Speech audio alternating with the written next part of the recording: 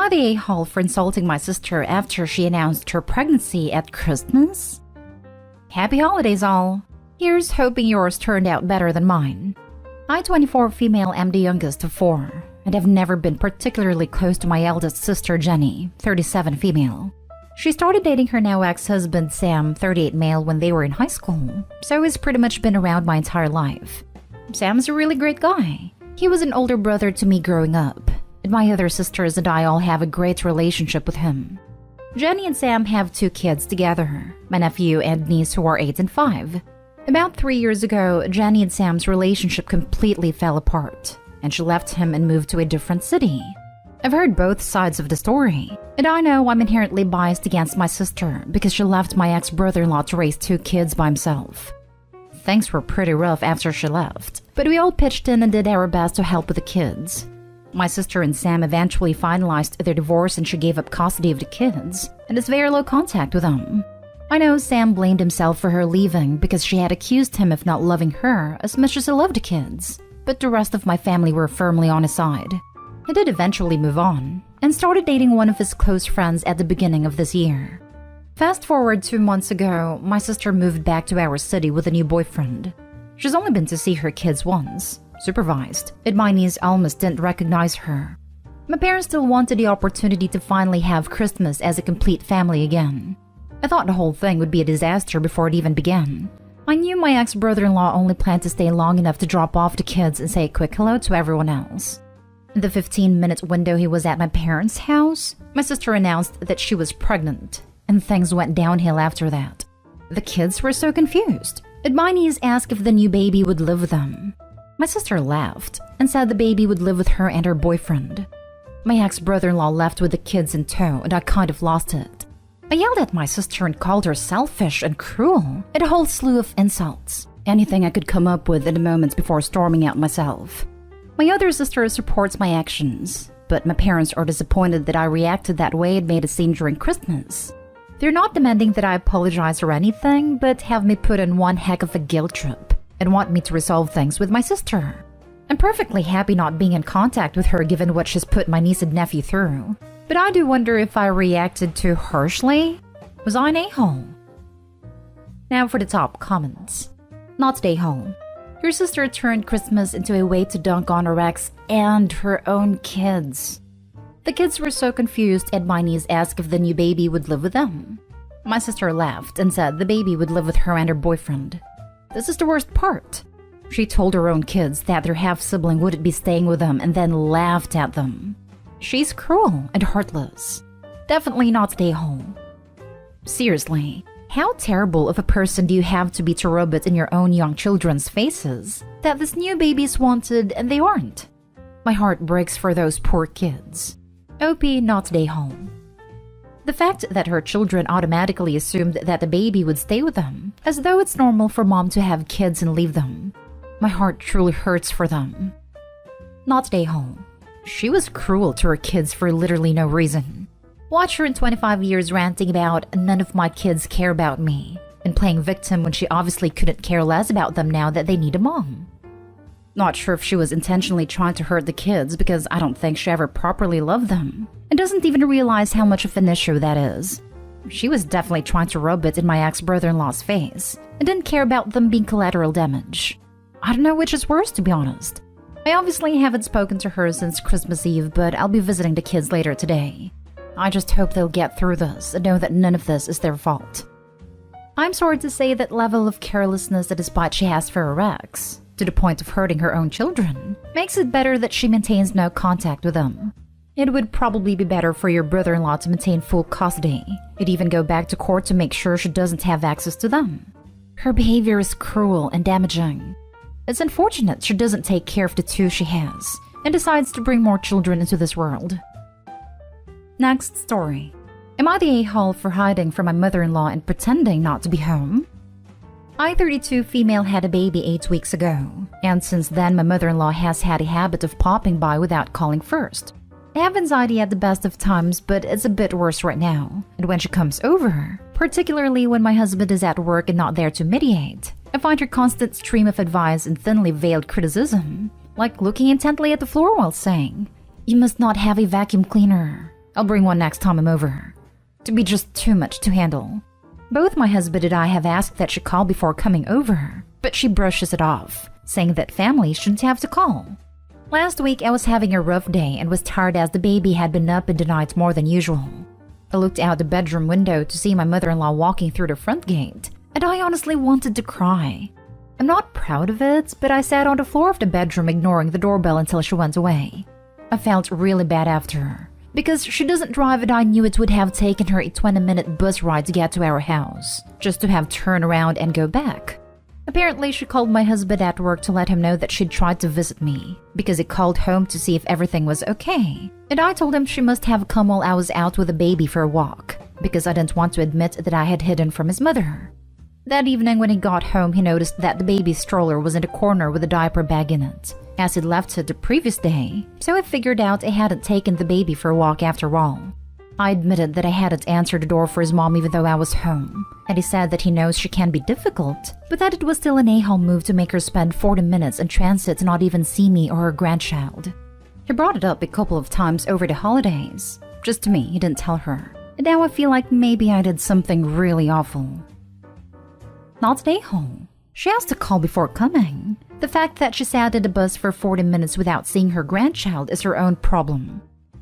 Yes, mother-in-law brought it on herself by not informing an upcoming visit. Too bad. Not an a-hole. It's extremely rude to keep stopping by without asking. You should come to her house at a very bad time for her, like very early morning or while she is busy, and say that family shouldn't have to call to come over. Does your husband help with the baby at night? Thank you. He does sometimes, but we agreed that since I'm on maternity leave, I'm in Canada so I get a year off, and he's still working, I will handle the majority of the wake-ups. When we had a really bad week, the baby had colic. He handled the wake-ups until midnight so I could get a few hours of sleep. Please think about changing this. You need sleep to be a great mom, and so maybe once or twice a week if you can handle wake-ups, it will give you back some sanity. Also, not stay home. Mother-in-law is being a judgmental pain, and it's the last thing you need right now. Your husband's got to back you up on this one. Call before you come and make sure we are okay with you coming over. If you don't, you will be turned away. Your presence is not good for mom and baby, especially when you're critical. When you do come, you have to cut that crap out. And if you can't, then better you not come. Not stay home. And I would tell your husband you will do that each and every time she comes by without calling and getting your expressed permission going forward. It's completely unacceptable for her to show up at anyone's house without calling and confirming they're okay with it, especially that of a new mother. Beyond that, I would maybe start responding to her passive-aggressive comments bluntly. In your example, I would say, "Great, then when you bring a vacuum, you can vacuum next time I agree for you to come over. That's such a great gift, mother-in-law, for you to willingly vacuum our home." Alternatively, you can say, "I would appreciate no comments about the state of my house, especially when I did not agree to you coming over." Overall, get your husband to be aware you will do this going forward, and he should let his mother know that this is the course of action that you both will be doing. Next story is titled, "Am I the a-hole for agreeing to have my family visit for a week after my wife gives birth?" My wife 23 and I 27 are expecting. She's due this month, and things have been a bit intense recently with her being extra hormonal. We live in a different state than my family, so my wife and I couldn't visit for Christmas.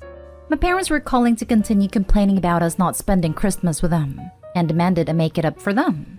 I said I was open for any suggestions they had, and they suggested they come stay with us for a week once the baby is born. That way they could spend time with us and the baby as well. I thought, why not? That seemed to be a pretty good suggestion, since it's been months since we've seen each other, so I told them to go ahead and made the invitation official. This morning, my wife was talking about her plans once the baby's here, and that's when I remembered my conversation with my parents. I immediately told her that I agreed to let them over for a week once the baby is born, to make up for the holidays we missed with them. She first looked shocked, then freaked out at me saying I shouldn't have invited them just like that without talking to her first. I asked why not, since she loves them and loves being around them. But she explained that my family can be a lot of work, and having them as guests while caretaking for a newborn is the last thing she wanted. I told her it was no big deal, besides that we could use help if she thought about this way, but she lashed out on me about how the first few days of the baby's life is essential time for bonding and being intimate, and I just took that away from her by inviting my parents and invading her space. I argued that she was being melodramatic right then, because my family are decent people, and I'm pretty sure they'll make this experience a lot more warmer. But she still disagreed, and said if my family were decent, then they wouldn't have accepted my invitation. I clarified to her that I did not invite them, and this was in fact a suggestion made by them, and I just agreed after they complained about me missing spending the holidays with them. She went off on me demanding I call them and cancel everything I planned with them, but I thought that was unacceptable since she did not give a good enough reason for me to do that. And besides, my parents can help, but she still denied that being true. She's gone radio silence for the rest of the day and is acting like my family are somehow making her uncomfortable, though they're not the judgmental or intrusive type, and are just about spending time with each other. Am I the a-hole? Now for the comments. You're the a-hole. Until you push a human out of your body and suffer the physical consequences of it, you absolutely do not get to say that it is no big deal and not good enough reason. Your wife will have just pushed a fair-sized melon out of her body. There is a good chance she will have been torn or cut. There is a good chance she won't be able to sit down. She will potentially be in a diaper and have walnut-sized clots of blood coming out of her body. There is a chance that the bathroom will not be guest-ready after she has been in there because it will look like an abattoir. Are you cleaning up every time she goes in there? Her milk will come in on about day 5, which is often extremely painful and causes a huge hormonal surge and causes the milk blues. Her nipples will not yet have hardened up and might crack and bleed. Your baby may be an angel, but then again it may not. Your wife might be feeding very, very frequently, meaning she won't sleep, she will be exhausted, look like crap, and cry a lot. You think none of this is a good reason to not want to host guests? In short, the only people who should be staying with you are people who have seen her naked and could actually help her in the bathroom like her mother, sister, or husband. This is all if the birth is normal, straightforward delivery. A friend gave birth, tore so much she needed surgery twice, and wasn't fit for visitors for at least a month. And that was just people going for an hour, let alone living in the house. You are the biggest a-hole I've ever seen. You're the a-hole. So instead of having the week after giving birth to begin healing, bonding, time with her little family of 3, you have made it so your wife has to host and put up with having guests? Do you have any idea how much pain she's going to be in? Not to mention the 2 of you learning to be parents. Plus, well done in showing to your wife that at her most vulnerable, you will not be putting her first. Hold on. Edit. Few things so there's no misunderstanding here, alright? First of all, my wife doesn't normally have an issue with my family being around. They all get along pretty good. And second of all, which is an important info, my wife and I talked about having her directly speak to them about why she should rather postpone their visit so we could clear the air. But she refused and said she doesn't want to ruin her relationship with them. It asked me to do it. Tell them not to come. But since my family are upset with me, then me telling them not to come might be taken in an offensive way. So it really feels like I'm stuck between a rock and a hard place. Also, to all the people saying that my wife shouldn't be hosting guests, I don't recall mentioning this nor expecting her to do anything for the family. Matter of fact, I really thought we could maybe use their help, especially my mom.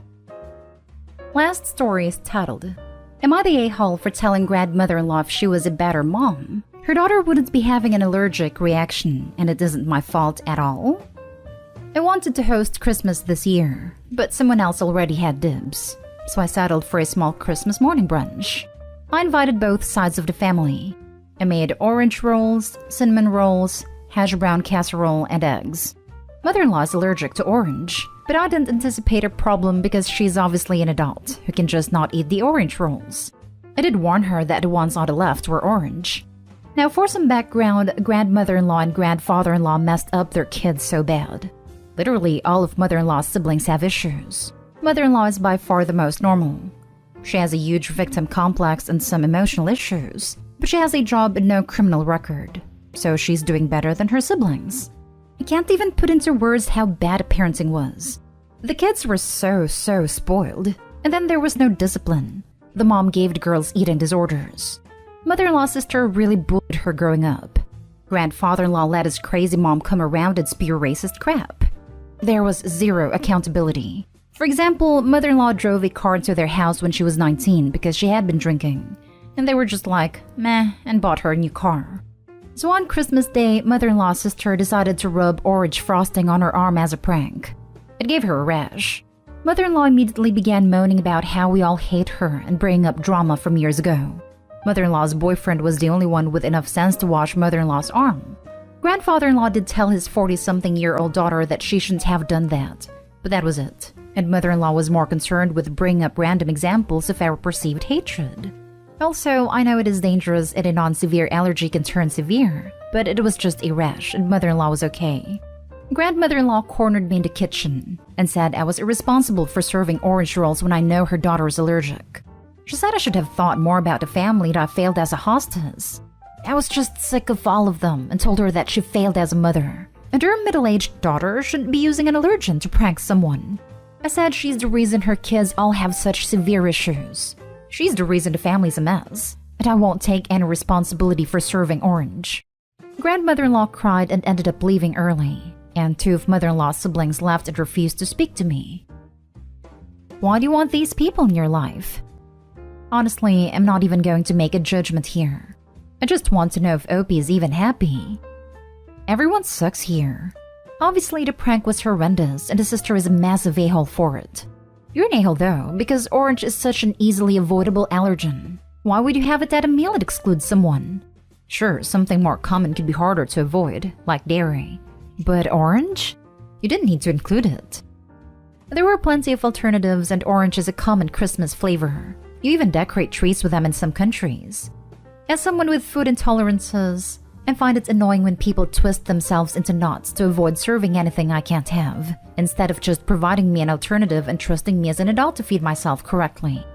Am I the a-hole for telling my son he owes nothing to his new family? My 50-male ex-wife, Jane, 38 female, and I divorced 3 years ago. We have a 14-year-old son. My ex-wife recently remarried to a guy named Anthony. Anthony has a 12-year-old son. My son has expressed 2 major problems with this guy and his son. One is that Anthony and Jane want my son and his son to share a room so they can bond. The house has 5 bedrooms. I should know because she took it in the divorce. Lol. 2 is that they want my son to turn all of his gaming consoles into family consoles. He has a PS5, an Xbox One, a Switch, and a gaming PC. I told my son that number 2 can easily be solved as I offered to buy Anthony's son all of the same things that my son has, or the cash equivalent in case he has no interest. But Anthony and Jane refused. My son and Anthony's son also asked if they could have separate rooms as there are 3 unoccupied rooms, and Anthony and Jane said that brothers should spend time together and that you have to work through a tough situation. There's no easy way out. I told my son that this is BS as there is a solution that would easily solve all of these problems and that he owes them nothing. Yesterday, I got an angry call from Jane saying that I'm exhibiting a white savior complex. Everyone involved is white, so I don't know how that pertains to this. By offering to buy new stuff, and that the poison lies I'm feeding my son are ruining her new marriage. She also said that my son needs to be a brother to Anthony's son, to which I replied that forcing a relationship will only cause resentment. She called me an a-hole and out of touch, but I don't see how I'm the villain here. So, am I the a-hole? Now for the top comments. Not the a-hole. I was forced to share a room with my stepsister after meeting her once. She stole from me, was constantly on her laptop at night so I could never sleep. And when she was nice, we still didn't bond much. It wasn't until adulthood when we weren't living together that we started to get close and she took me to do things I've never done before. It's kinda crazy that he should be forced to share all of his consoles with someone against his will when they were bought for him. It was also kinda cool that you offered to buy the other kid the same thing. Also, at 14, guys need a little more privacy. And I'm sure even a 12-year-old wants his own privacy. They should just take them to events together or take them to arcades together to have them bond. Why would 2 teenage boys need privacy in their bedrooms? Everything about the wife's behavior is going to push the son away and cause major resentment all around. You cannot force anyone to bond, especially not by mistreating them into it. Not the a-hole. Yeah, I feel bad for both boys here. The mom is basically setting up a situation where they will both resent each other. If you want 2 kids to never bond, This plan is an excellent way to accomplish that. Not Dayhall. Your Rex and her new husband sure are, though. Your son shouldn't be forced to share a room when there are plenty available, nor give up his things to appease the adults in the house. Not sure your custody situation, but this is definitely something that should be brought up. Exactly. Not Dayhall. Your ex and new partner are so close-minded. The boys can still bond while having separate rooms. Their forcing will only cause them to hate the other. Not Dayhall. Your ex sounds nuts and is humiliating your son by forcing two new people in his life and by having to live in another man's house that used to be his house. File for sole custody citing emotional abuse. My son doesn't want me to file for sole custody as he is afraid that would permanently cut off his relationship with his mother. He just wants her to understand his needs. Maybe majority custody then? Yeah, I think I'm going to talk to him about the fact that his mom is too enamored with her new husband to put his needs first. Now for the next story. Am I the a-hole for blowing up after I found out my husband dropped our daughter off at my cousin's practice? I, female 33, work long stressful hours. I'm a nurse with a busy work schedule due to lack of staff and working in a very demanding unit. I have a 1-year-old daughter. My husband and I take turns to take care of her. He manages well, but he always says that he does everything from Sunday to Tuesday, while I handle everything from Wednesday to Friday. Then we do it together. My husband works 3 days a week on routine shifts. Unlike me, sometimes I don't get enough sleep. Last week was so busy in the unit I work in. I had an unexpected 16-hour shift on Thursday. I realized it's my turn to take care of our daughter. I was counting on going home early, but with 16-hour, I needed someone to watch her. I asked my husband to take the day and watch her, and he said okay, and told me not to worry at all. He'd stay home all day, no problem, even though he had a meeting with his friend group for lunch. At 2 p.m., I got a call from my older cousin, who I consider a sister to me, telling me my husband dropped our daughter off at the dental practice my cousin works in at 10 a.m. to go see his friends and hasn't got back. She told me to either call him to come get her or I needed to come myself since she was too busy with work. I was livid. I called him, but he didn't answer. I immediately called my mom to go pick my daughter up because I couldn't leave the hospital. My husband didn't return my calls, only texted me saying he was at home all day with our daughter, till he found out our daughter was at my mom's place. I argued with him on the phone, and he then brought her home. After I arrived home, I lost it and yelled at him for lying. I called him unreasonable for prioritizing his friends over his daughter. He argued, pointing out it wasn't true, and I was being unfair since it wasn't his day off the week but was being supportive of me and didn't want me to be stressed out. Said that I shouldn't feel upset since I got to go to my shift whether he watched our daughter or had someone else do it. I told him my cousin was upset, but too nice to say anything about what he did. He kept saying I overreacted and was yelling for no reason since our daughter was with family anyway. The argument got worse. He apologized, but still thought I overreacted and was being upset for no reason. He simply asked my cousin to babysit since we did the family a few favors in the past. Not Dayhall. Being a parent isn't only associated with your days, and being a good partner isn't either. The fact that he also didn't try to go get your daughter when he got done with his 4-hour lunch and lied to you about makes it all more infuriating. Who the hell has a 4-hour lunch? Someone who's screwing their side chick on their lunch. Your cousin didn't sign up to babysit. She was working. And the fact that he thinks it's not only okay to do that, but also to then proceed to have a 4+ hour lunch is freaking terrifying. Definitely not Dayhall. Not Dayhall. He lied to you repeatedly until busted. Do you believe him when he tells you where he was?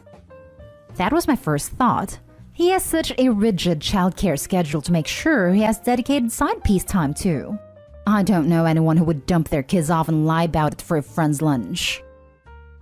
Next story is titled, Am I the a-hole for yelling at my husband after he told me to sleep on the bed you ruined? My husband, male 32, and I, female 26, both work. We used to work together on chores and cooking. But recently, he has been doing pretty much nothing. Note, I'm pregnant and I feel sick all the time.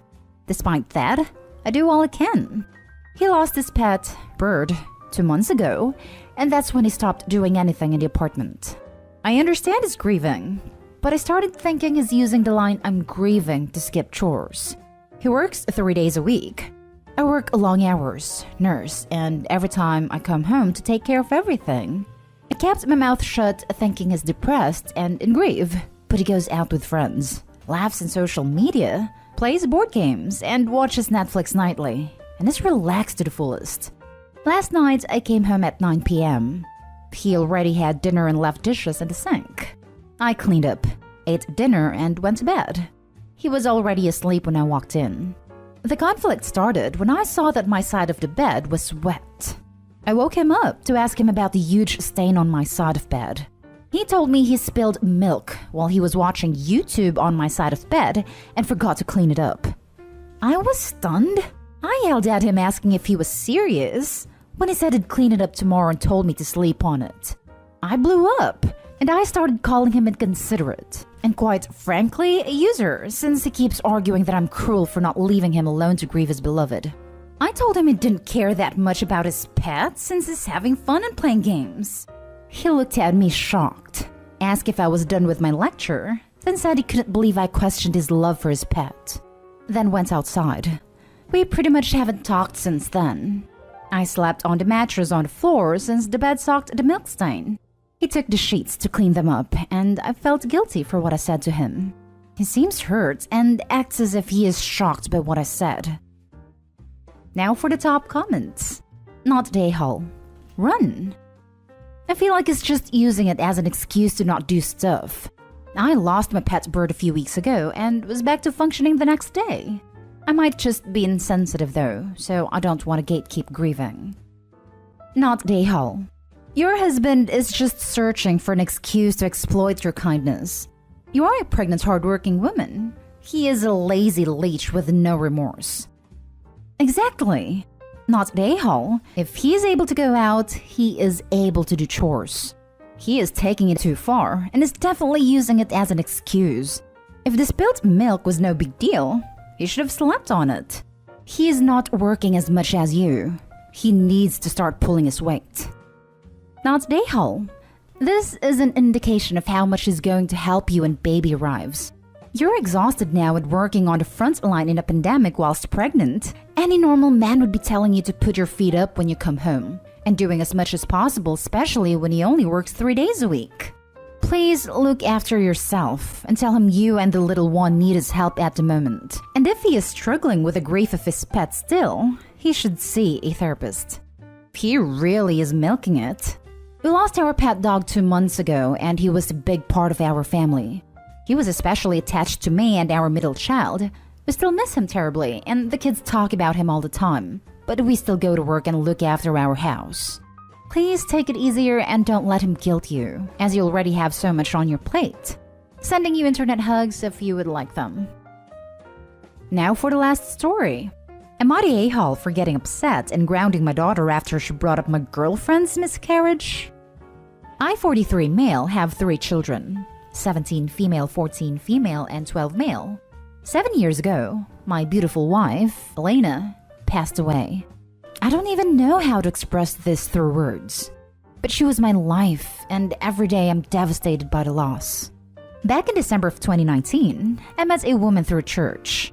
She's sweet, funny, and it was a mutual attraction. We've been seeing each other throughout 2020, and recently, I introduced her to my children. We've been taking it slow, making it clear that she's not a replacement for their mother, that they don't have to like her, but they do have to respect her. My children, to be clear, did go to therapy, but we are looking for a new one for my oldest daughter. I've always spent every single free moment of my time with my children, even when I started dating again. I made it clear that I know they're still mourning, and that's okay. As it was, my girlfriend came over to stay for a few days. Everything went, well, I could say. My younger children are fond of her. My oldest doesn't particularly like her, but we're taking it slow and not forcing anything on her. My girlfriend suffered a miscarriage several years ago and is still deeply affected by it. We had a conversation on it during one of the nights, and I guess my daughter overheard it. During dinner, we were talking and the conversation went to what my son was almost named, and my daughter looked at my girlfriend and said, "What were you gonna name your dead baby?" It was terrible. My girlfriend, obviously, got upset and left the room. I asked my daughter why she'd ask such a thing, and she just shrugged and said that she didn't see the big deal. I told her that it was an awful thing to say to someone and sent her and her siblings up to their rooms and then went to talk to my girlfriend. She was crying and inconsolable and left to go back to her apartment. I went back and talked to my daughter. She did not show remorse and simply said that she didn't see the big deal in what she'd said. I told her that my girlfriend was upset and that while I understood that she was still mourning, that didn't make what she said okay. I told her that she was grounded for 2 weeks, no electronics. She got angry, but just wanted to be left alone, so I did. Next thing I know, I get a call from Elena's mother, who told me that I shouldn't have grounded my daughter because she was still adjusting to having another mother figure in her life, and that I shouldn't punish her for just being upset. She admitted that what my daughter said was wrong, but also said that I was squashing my daughter's feelings and being angry for no reason. I guess I can see both sides.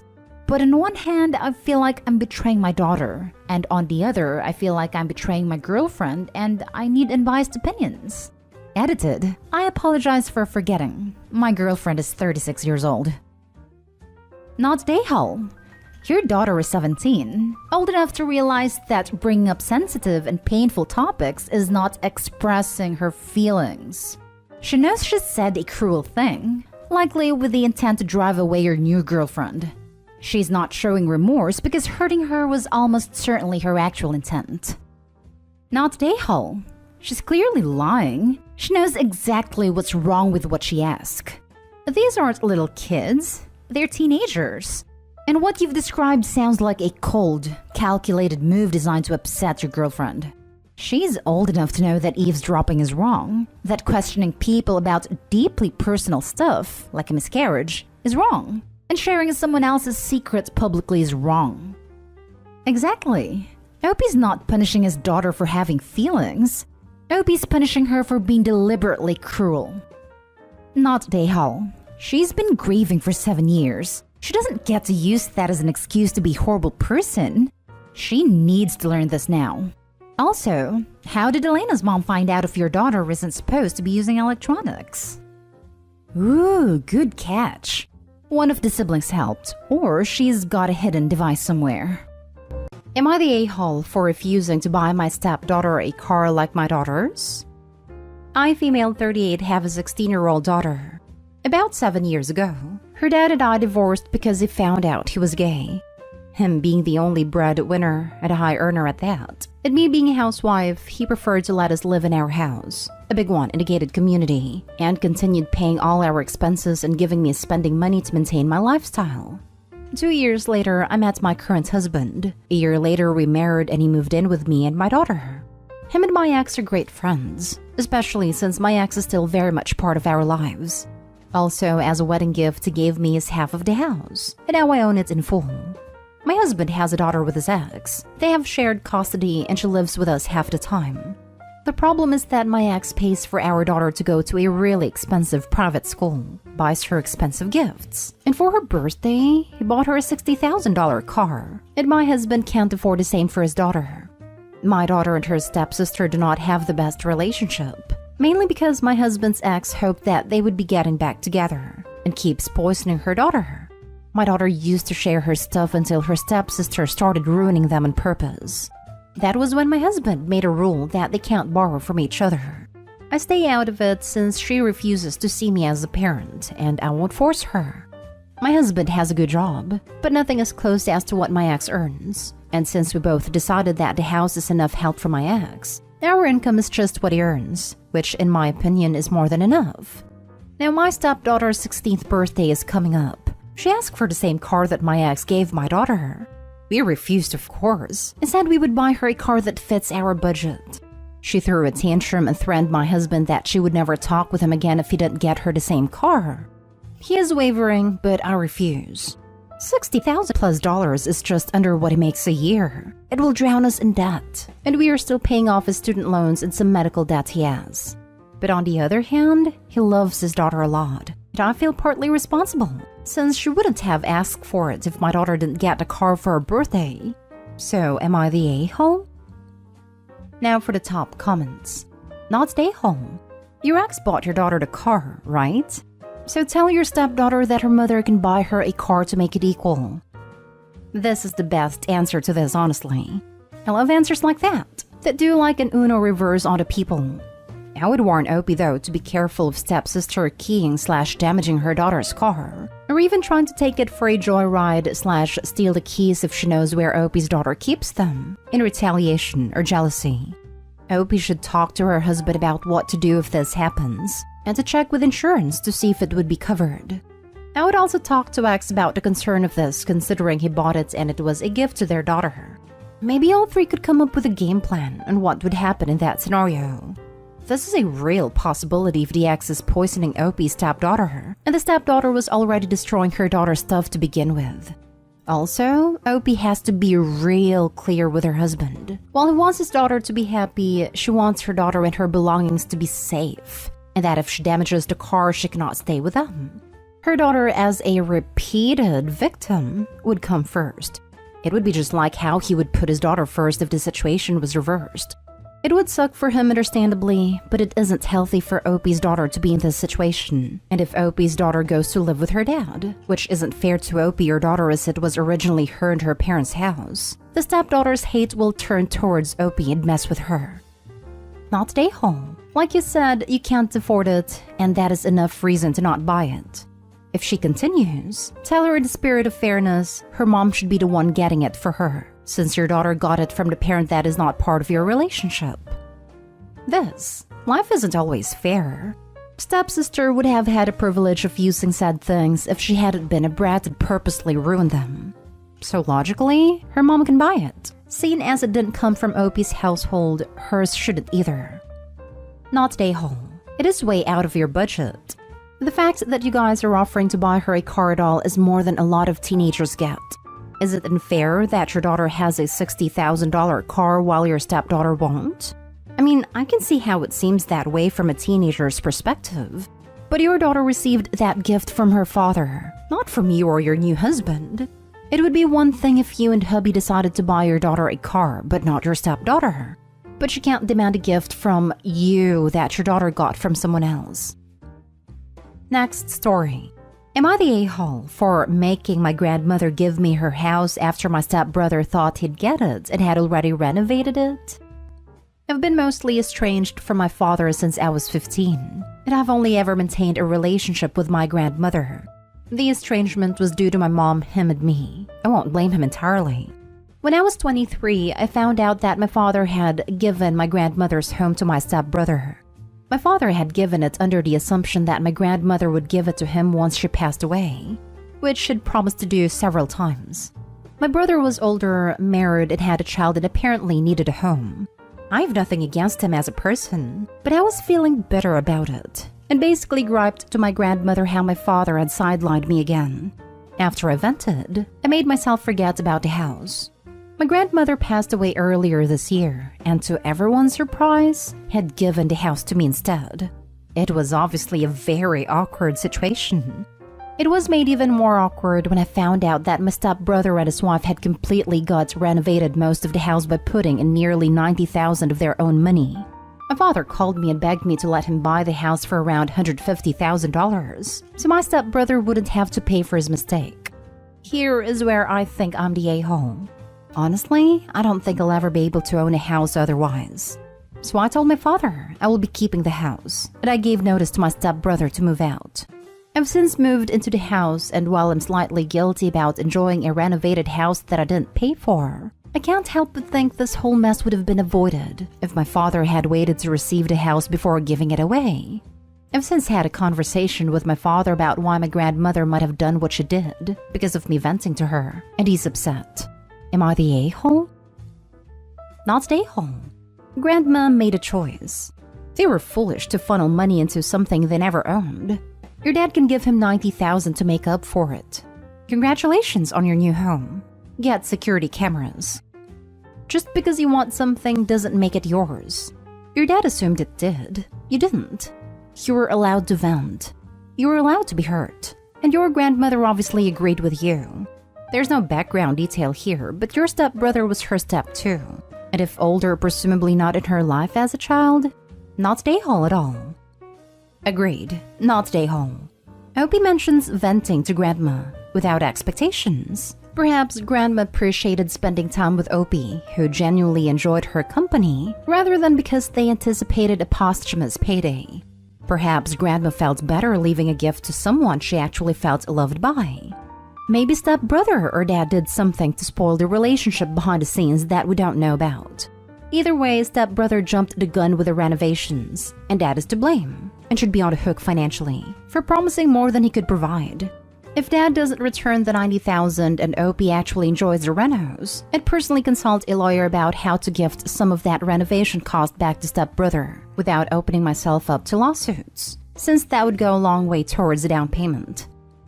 I'm sure grandma was watching those renovations and felt a little resentful that someone felt like they could just take what was hers without asking, act like they owned it, all while treating someone who really loved her like garbage.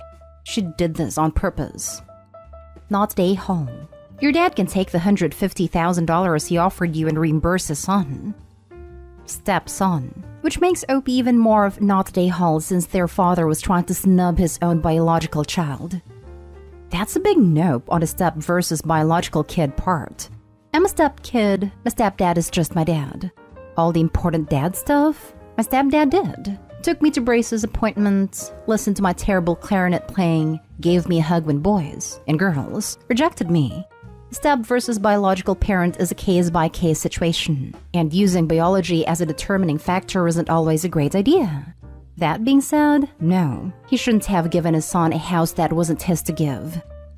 Not stay home. They were foolish to invest so much in a house they didn't own. If you've been estranged since you were 15, I would argue you do more help as you've not had the parental support he had. You were a child at 15, and he could have made more effort. Next story is titled, Am I the a-hole for telling my ex-husband he doesn't need to meet the kids, half-sibling? My 37 female ex-husband, 43, and I split 7 years ago after his affair partner reached out to me and told me she was expecting a child with him. He tried to work things out with me, but I was over the marriage and over him. We went our separate ways, worked out custody, and I've done my best to move on. I met my current husband shortly after the divorce, but waited until the kids were more adjusted to the situation before introducing them. I remarried 4 years ago, and have just recently had my daughter. The kids, 8 female, 10 male, are super excited about their new sister, and I guess they brought excitement to their dad's house. We alternate weeks, as he's now asking questions about their new half-sister. He said that since she's going to be a part of the kids' lives, he should at least be allowed to meet her. This makes literally no sense to me, because she's not related to this man even in the slightest, and she'll have pretty much nothing to do with him at all besides maybe being at mutual family events. I told him he was way out of bounds, and that I wouldn't be obliging this stupid and strange request. Since this point, the kids, I assume he put it in their heads, ask when the baby can meet their dad, and I've explained as kindly as possible that it probably won't happen and they've been bumped out since. My former mother-in-law and father-in-law are saying that I'm being extremely petty, and that they'd love to meet the baby too, and that I need to move past things and be more accepting of the dynamic. I'm baffled and feel like I'm in a twilight zone. My husband said it's up to me and that as long as there's clear-cut boundaries, he'll accept what I choose, but I feel like this is pretty open and shut. I feel crazy though because other people in my situation have allowed this to happen, and I'm just wondering if I'm actually wrong here. Info, I have never officially met his affair baby, nor do I plan to. He lives full-time with his mother and only sees his half-siblings maybe once or twice a year, if even that. And no, this is not my choice as I don't stake claim over when they meet or how. I'm aware he'll meet her at some point. I just don't see a point in an adult, who's nearly a stranger, meeting her before she can even remember him. She'll never have any reason to meet him besides a few times a year, and she won't really comprehend who he is until she's 2 or 3. His affair partner and him are not together. She believes once a cheater, always a cheater. Her and I agree on this at least. I do not have to like him to co-parent. I don't care to meet him for coffee, go to his family reunions. He's asked me to attend with the kids and I told him pound sand. My reasons being that he is manipulative, and in the past, has used events where we're all together to try and play house with me. As stated before, I've taken the not my circus, not my monkeys approach. I have no direct reason to involve myself and I frankly don't want to. Now for the comments. Not stay home. It would be weird if you actively prevent your ex from meeting your youngest when you happen to be in the same place. Example, at one of the eldest kids' graduation ceremonies or birthday parties. But there is no reason he specifically needs to be introduced to your youngest. There's no reason at all the ex-husband or any of his family need to meet the new baby. They're not at all her family and never will be. Yes, if you're at a mutual event like a graduation for one of the shared children, fine, he can come say hello. But he has no good reason to be involved with her at all. He has his own third kid with the affair, assuming she kept the baby. He can stay away from yours. It sucks for your two shared children, but that's 8 and 10 if it's just explained that they have their dad, who's different than their sister, and their time with their dad is just for them, that's enough. They'll get over the disappointment. It seems like it would maybe make sense if the kid was older to meet these people before a big family event, but I cannot figure out why they need to meet a baby who has zero clue who anyone is. Not stay home. He's still trying to involve himself in your life beyond what is necessary and appropriate. Good on you for nipping that in the bud. Continue to be firm about your boundaries. There's absolutely no need for him to meet your daughter, especially with the way your marriage ended. Not stay home. Screw these people. That's your baby and people need to understand boundaries. He's your Rex for a reason. Stand your ground, mama. Now for the last story. Am I the a-hole for telling my mom that she doesn't deserve the title of grandmother? My wife Kate and I got married about a year ago. It was a small ceremony with very few people in attendance. None of my family members, except my brother, were invited. Kate has a 5-year-old daughter from a previous relationship. When we first started, Kate, my family, but especially my mom, would make derogatory comments about how I shouldn't be with a single mother. My mom would say things like, "You shouldn't be raising another man's child," or "Kate is only using you for free child support." Those comments were extremely hurtful, and I made a decision to distance myself from most of them. Around Christmas time last year, my brother and his 2 young children died unexpectedly. The incident devastated my entire family, and we are all still processing this loss. Because of their death, I have begun to see my family more. To celebrate my late nephew's birthday, Kate invited my sister-in-law for a nice dinner. My sister-in-law, without our knowledge, brought my mom along. Kate, though surprised, didn't say anything to my sister-in-law or my mom. At first, the dinner was going well. Everyone was nice, the conversation was light and fun. At one point, my daughter woke up, and my wife and I knew that she wouldn't go back to sleep knowing her aunt was in the house, so we'll let her stay up with us. We'll let her watch some TV and play with her toys, and she was paying no attention to the grown-ups. My mom decides to pick my daughter to try and play with her. She starts crying and thrashing around, but my mom refuses to let go, muttering stuff about how she'll get over it. Kate essentially had to force my daughter out of my mother's hands in order to calm her down in a different room.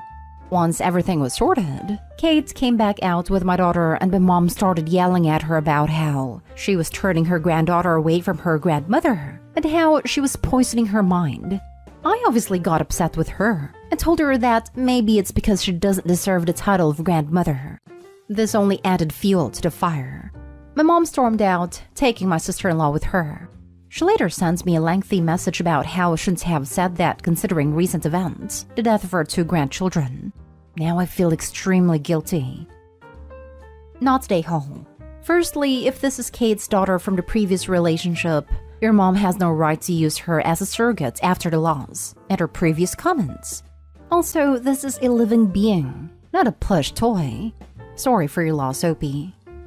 Granddaughter-grandmother relationships can happen without being related by blood, but Opie's mother can't just demand something like this, especially considering her abusive behavior. My husband's stepmom is an amazing grandmother to my kids. She is grandma. His bio mom lives far away and my mom refused to meet them when she was alive. Her choice. She chose her ex-husband over me and knew he wasn't allowed near me or my kids. And if he showed up, he'd have what's missing. If my mom popped back up trying to be grandma, I'd laugh and kick her out. If she was alive, zombie grandma definitely be kicked out. Some people aren't made to be grandparents, and blood definitely doesn't mean anything. Not day-hole. I'm sorry for your loss. Your mom doesn't get to exclude your child, and then suddenly decides she's accepting of her because she wants to replace her biological grandchildren. That's awful. Not day-hole. She didn't want to be a grandmother. You took that away. Fair enough. Just that circumstances have changed doesn't mean you and the kid changed too. Also, the lack of consent grabbing is not cool. She's a major a-hole for that. You don't force a kid to get over it for your... not sure what it even is. Ego? Satisfaction? Self-importance? Am I the a-hole for not accepting my ex's baby as my own? I, male 39, was married to Kelly, female 36. We have 3 kids, 14-year-old, 12-year-old, and a 6-year-old. Kelly got pregnant early in our relationship, and we got married when my firstborn was 1-year-old.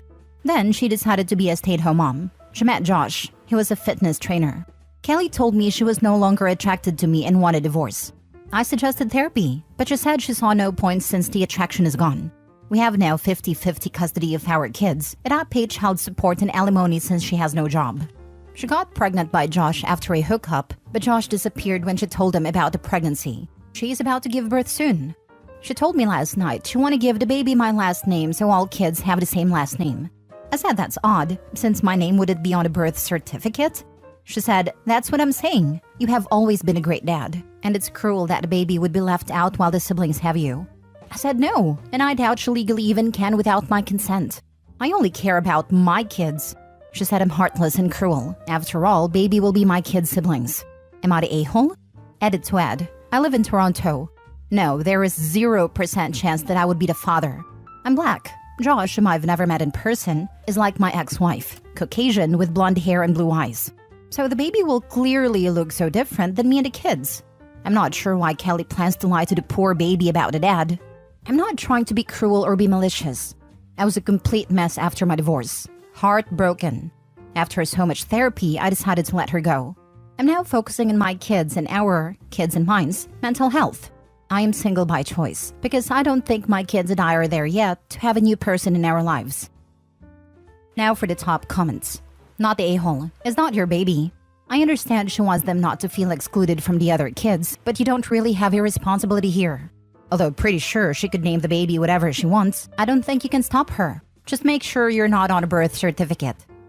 Can she write my name as the dad without my consent? I think she could give the baby your name unfortunately, but as you're divorced, I don't think she can just list you as father.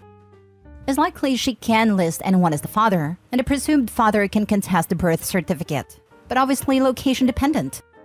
Not the a-hole. I'd get a lawyer. Sounds like she may try to put you on the birth certificate and then claim child support. That's my fear. Yes, I'll talk to my lawyer. Don't worry too much. A simple paternity test would show you are not biologically the child's father. You won't have to pay child support for a child that is not yours. Section 31 of the Ontario Family Code doesn't allow for DNA to get someone out of fatherhood, which sucks for married men who had cheating wives. Luckily for OP, while the Family Code assumes the husband is the father, there is no assumption for an unwed mother. If the mother is not married, an affidavit of paternity has to be signed by the person claiming to be the father prior to his name being listed in the birth certificate. One small trap though, if his divorce was less than 300 days prior to the birth, he will be presumed to be the father, as conception would have occurred during the marriage. Wowza, that's messed up. Many US states are the same. It's only been in the last several years that some of them have passed paternity fraud laws that let deceived men get their names removed based on DNA. And even then, it's very restricted time frame. They use the benefit of the child to dehumanize men into nothing but wallets. Inform your lawyer, assuming your divorce isn't final, and make sure that you don't end up on a birth certificate. Our divorce got finalized already. Just inform your lawyer to draft up something as precaution. Please don't engage her when she starts talking about it. Next story. Am I the a-hole for telling my husband I don't care about his kids? I know I sound like the a-hole right from the get-go, but please hear me out. I, 39 female, got married to my 42 male husband 5 years ago. He had 3 kids at a time who are now 10 female, 14 female, and 17 male. I got along with them really well for the first year. They didn't call me mom or anything, which was never ever enforced. I always let them know that they were allowed to call me by my first name. Their mom has not liked me from the start. She has constantly showed up to my doorstep yelling at me, saying I'm trying to steal her kids. I have tried to sit down and talk to her, explaining that her kids love her and would never replace their mom. She still continues to tell them that rubbish. At around the 2.5-year mark, the kids started pulling pranks on me. I assumed it was harmless, like putting baby powder in my hair dryer or greasing up the stairs. Looking back on it, it should have been a sign. The rubbish their mom kept telling them eventually got to them, with her going as far as saying she was the mistress, which is why Daddy and I divorced, which is completely not true. The kids would then start disobeying me. It all started little, like not putting their shoes away, leaving dirty clothes on the floor. Then it down spiraled from there. They would start screaming at me, the eldest going as far as calling me a home-wrecking whore, which honestly left me in tears. These past 4 years, I've been subjected to bullying within my own home. I've spoken to my husband several times about all these situations. He brushes it off, saying they're still adjusting to change or it's all just jokes. Yesterday was my final straw, when the 17 male and 14 female sold my gold earrings that were from my grandma, and they split the money. I told my husband that I was getting a divorce, because I can no longer do this. He begged and pleaded with me, and said, "Don't you care about the kids?" I told him I didn't care about them, one single bit.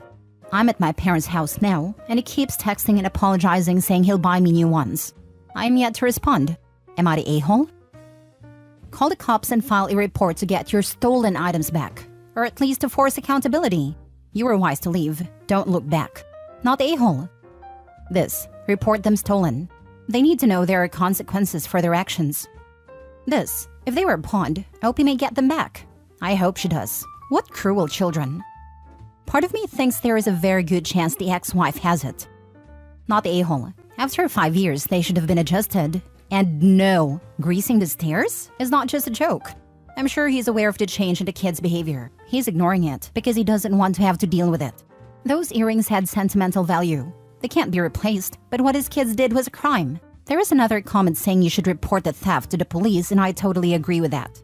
Those kids stole your earrings, sold them, and shared the money. They need to learn that actions have consequences. These kids have made your life a hell for 4 years, and your husband has condoned that by not speaking to them. I wouldn't care about them either. Yeah, greasing the stairs is serious, an attempt to injure you seriously. You don't have a stepkid problem, you have a husband problem. His ex threw you to the wolves and he has done nothing but blow you off and dismiss your feelings and concerns. Just joking is the rallying call of every bully on the planet. Get a divorce. Why should you care about kids who are bullying you beyond reason? Or for a husband who watches it happens and does nothing. Get the heck out of this totally dysfunctional marriage. Stay at your parents' house. Get a lawyer. Start the paperwork. To hell with his apologies. Too little too late. And this is what you tell him. If you are stupid enough to go back, he will almost immediately go back to the way it was, ignoring what is going on. Get a divorce. The kids will high-five each other thinking that it's going to be happy family again. Then are shocked when dad doesn't go back to the person who actively helped destroy this marriage. More like kids are going to be shocked when they realize how much Opie did for them.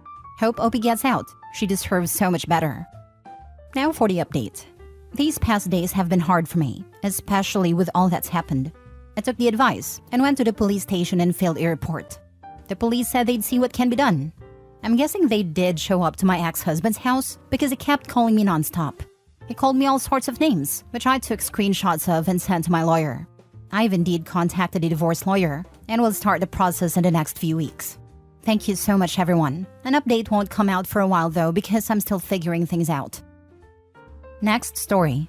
Am I the a-hole for not telling my wife I donated sperm before we started dating and she more than likely is not having my first child? This one I admit is a bit strange, and honestly, I never thought of the impact of my actions long ago when I was making a little side cash. Long story short, I was in college about 15 years ago, and like every college student, I was low in cash. And I was flipping through the school paper and saw an ad for a sperm donation. It said something along the lines of, no mental illness, no drugs, no alcohol, excellent physical shape, come make $500 a month. It sounded like a scam, but I went to the address and it was a legit doctor's office looking place. Everything looked legit, paperwork and all.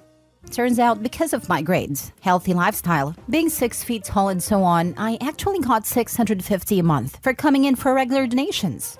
This was huge for me. Heck, my rent in those days for a townhouse was $450. I only did it for a year and never really told anyone about it. Just moved on with my life, no different than any other side gig. So boom, my wife and I had been trying for months to have a kid. Eventually, we end up getting pregnant, and it's a pretty exciting time for the both of us. Everything went bad and made all those old donation memories I never really thought about came back in a flash when at the baby shower, one of my wife's friends bought a onesie for the baby that said, "Mom and Dad's firstborn, handled with care." I thought it was cute, but then it made me think our baby probably isn't my firstborn. It ate at me for like a week. Then I told her about the sperm donation I did in college and how I'm pretty sure she's not having my first child. All hell broke loose. She was furious, especially since we tried for so long before she could get pregnant. Said I lied to her, and I don't see it like that. I've dated women before her, and I never thought to start out, "Hi, I'm Brendan and I donated sperm 15 years ago." Or that would be a big deal. She's been sleeping at her sister's house for a week now. Am I the a-hole? You win the worst possible timing award for the day. He could have announced this in the delivery room. So, second worst? Third, could have been when a 15-year-old shows up on their doorstep looking for medical information. Or when a family member does one of those genetic info websites. Holiday family gathering and someone mentions 20 kids that came out of nowhere. You're the a-hole. They aren't your children. You are their sperm donor.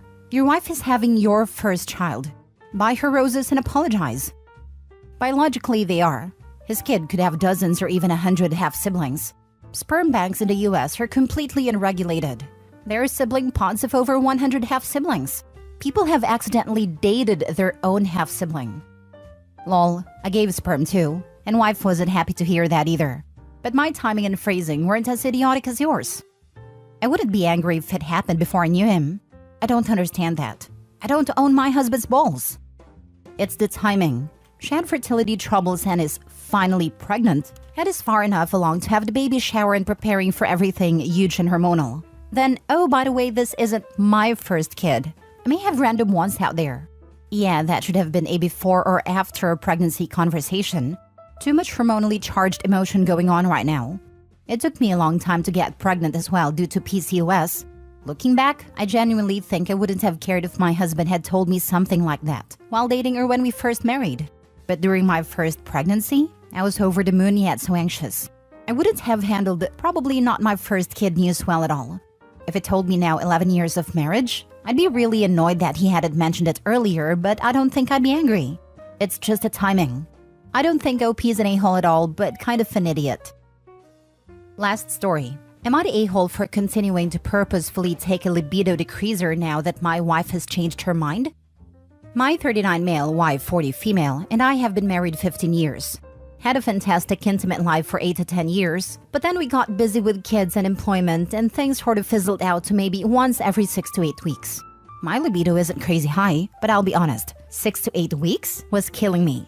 I felt like the list of things that had to be checked off on my wife's list to get things going was impossible to fulfill. I feel like the list would go on and on, as new excuses and reasons were added and why she just wasn't down for anything. I was by far the only initiator for the last few years, and would get turned down 9 times out of 10. I work and my wife stays home with the kiddos, which works well for us. I attempted discussions with her about the situation and asked what else she needed from me, how we could spice things up, what we could do to increase our romance and intimacy, etc. The answer was always just that. She never really thought about it anymore and wasn't all that interested.